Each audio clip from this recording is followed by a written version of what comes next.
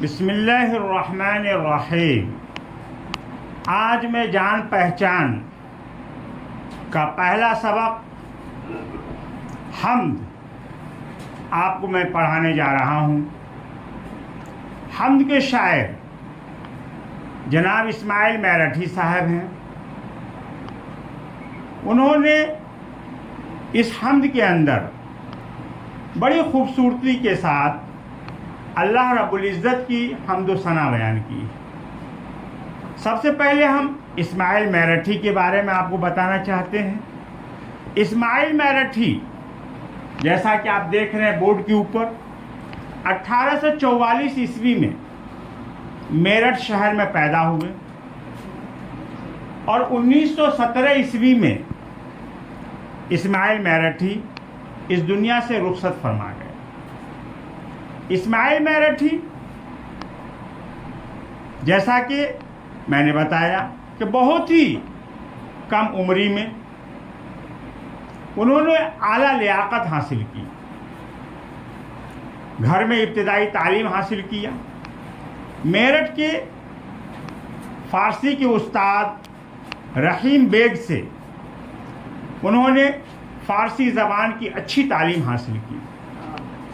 انگریزی میں بھی انہوں نے مہارت حاصل کی اور انجینئرنگ کا کورس مکمل کیا، لیکن چونکہ انہیں معلمی کے پیشے سے زیادہ پیار تھا، قوم کے بچوں کو وہ تعلیم و تربیت سے آراستہ کرنا چاہتے تھے، اس لیے اپنی پسند کے مطابق انہوں نے معلمی کا پیشہ اختیار کیا اور اپنی 30 سالہ 35 سالہ خدمات کے سلے میں انہوں نے بچوں کے ذوق اور شوق کو اچھی طریقے سے پرکھا۔ بچوں کے پسند اور ناپسند کا انہوں نے جائزہ لیا اور اس جائزہ کے مطابق انہوں نے بچوں کے لیے اور بڑوں کے لیے بھی پسندیدہ نظمیں لکھی، پسندیدہ کتابیں لکھی۔ اردو کی درسی کتاب، اردو کی پہلی، اردو کی دوسری، اردو کی تیسری کورس کی کتابیں انہوں نے پہلی مرتبہ مرتب کی، اور وہ کتابیں اس زمانے میں بھی مقبول تھی اور آج بھی وہ کتابیں ویسے ہی مقبول ہیں۔ آج بھی ان کتابوں کی اہمیت ویسے ہی مسلم ہے جیسے کہ پہلے تھی۔ ہم لوگوں نے بھی انہی کتابوں کو پڑھا ہے، اگرچہ اردو زبان کو سکھانے کے لیے، بچوں کو پڑھانے کے لیے بہت ساری کتابیں مارکیٹ میں آ چکی ہیں، لیکن اسماعیل میرٹھی کی کتابوں کا مقابلہ ان کتابوں سے نہیں کیا جا سکتا ہے۔ انہی کتابوں میں ان کی یہ نظم ہے حمد۔ حمد کے معنی آتے ہیں اللہ کی تعریف، جیسا کہ آپ دیکھ رہے ہیں حمد۔ حمد کے معنی آتے ہیں اللہ کی تعریف۔ اردو زبان کا یا مسلمان کوئی بھی چیز کی شروعات کرتا ہے تو سب سے پہلے اللہ رب العزت کی حمد و ثنا سے شروع کرتا ہے۔ ہم گھر میں کوئی بھی کام انجام دیتے ہیں تو بسم اللہ پڑھتے ہیں، اللہ کا نام لیتے ہیں۔ حمد کے معنی بھی وہی ہے۔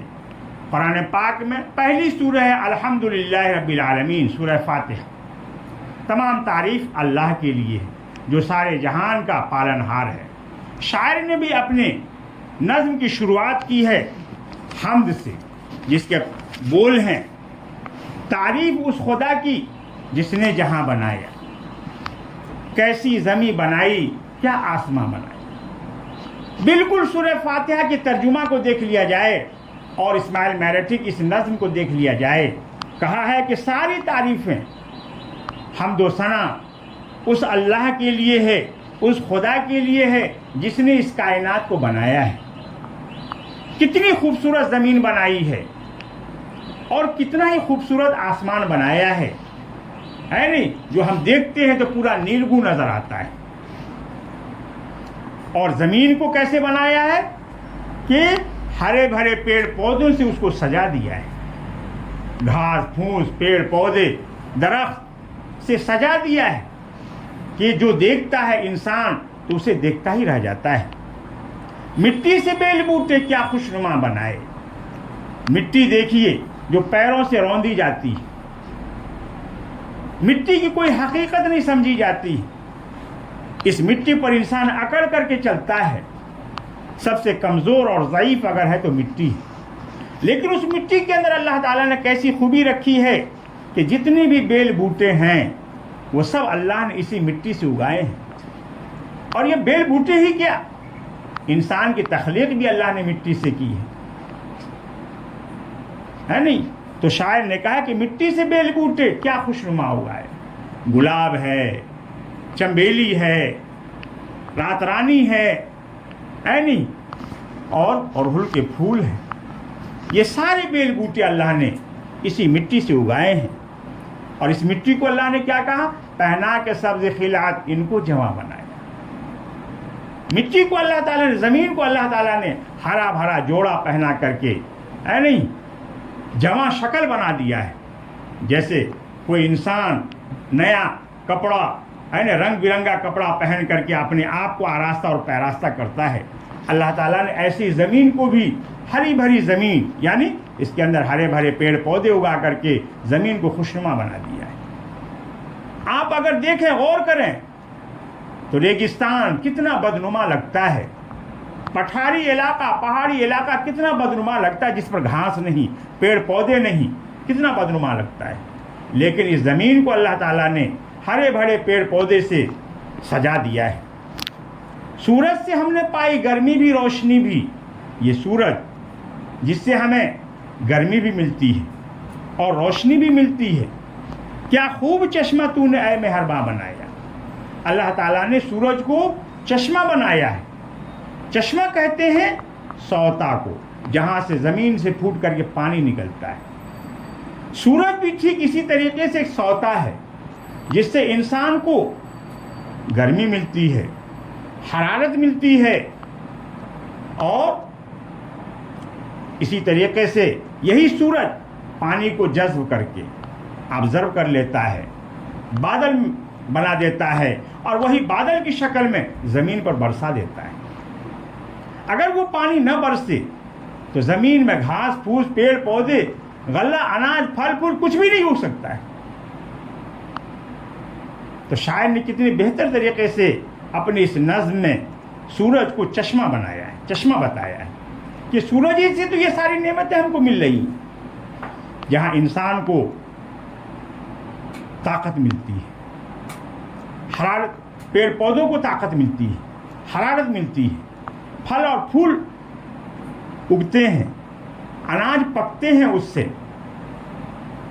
اور اگر یہ نہ ہوتا تو ہم سمجھتے ہیں کہ اس کائنات میں کوئی بھی چیز کی افزائش نہیں ہوتی. آپ اندازہ لگائیں، کسی بھی پودے کو ٹھنڈا میں رکھ دیں، اس کو اگر دھوپ نہ ملے تو وہ ختم ہو جائے. تو شاعر نے کہا کہ سورج سے ہم نے پائی گرمی بھی، روشنی بھی. کیا بہترین چشمہ اللہ تعالیٰ نے بنایا ہے. یہ پیاری پیاری چڑیاں پھرتی ہیں جو چہکتی، قدرت نے تیری ان کو تسبیح خواں بنایا ہے.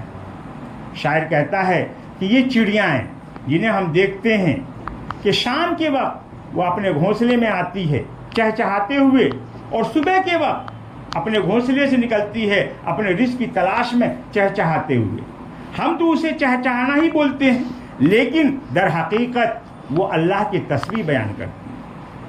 جس طریقے سے ہم اپنی زبان میں سبحان اللہ، الحمدللہ، اللہ اکبر، اللہ کی تسبیح بیان کرتے ہیں، لیکن چڑیا کی آواز کو ہم نہیں سمجھتے ہیں.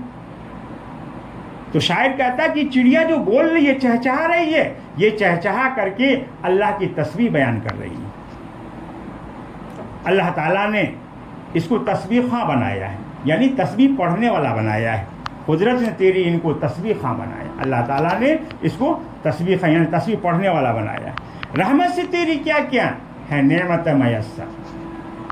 اللہ تعالیٰ کی رحمت سے انسان کو کیا کیا نعمت میسر ہے کہ اس کا وہ شمار نہیں کر سکتا ہے. اللہ تعالیٰ نے انسان کے اوپر کتنا بڑا احسان کیا ہے اور کتنی بڑی نعمت سے نوازا ہے کہ دنیا، اتنی بڑی دنیا میں وہ کسی بھی چیز کی کمی نہیں محسوس کر رہا ہے. اس کی ضرورت کی ساری چیزیں اللہ تعالیٰ نے عطا کر دی. تو شاعر کہتا ہے کہ بے شمار نعمتیں ہمیں اللہ تعالیٰ نے دیا ہے، ان نعمتوں کا ہمیں قدرداں بنایا ہے. پانی اللہ تعالیٰ نے کتنی بڑی نعمت بنایا ہے، لیکن اس پانی کو ضرورت کے مطابق استعمال کرنا ہے۔ اگر ضرورت سے زیادہ استعمال کرتے ہیں تو پانی کے بارے میں اللہ تعالیٰ سوال کرے گا۔ اسی طریقے سے دنیا کی جتنی بھی چیزیں ہیں ان نعمتوں کا ہمیں قدرداں بنایا کہ ہم اس کی عزت کریں، ہم اس کی قدر کریں، ضرورت کے مطابق اس کا استعمال کریں۔